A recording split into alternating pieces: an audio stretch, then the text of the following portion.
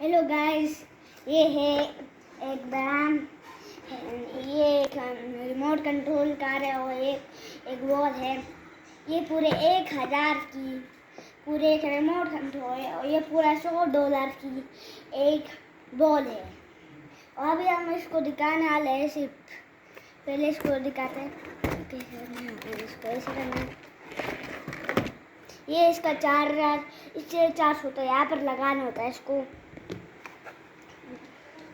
और ये इसका रिमोट कुछ ऐसे जलता है, ऐसे होता है, यहाँ निकलते हैं। इसको भी यहाँ पर रखेंगे।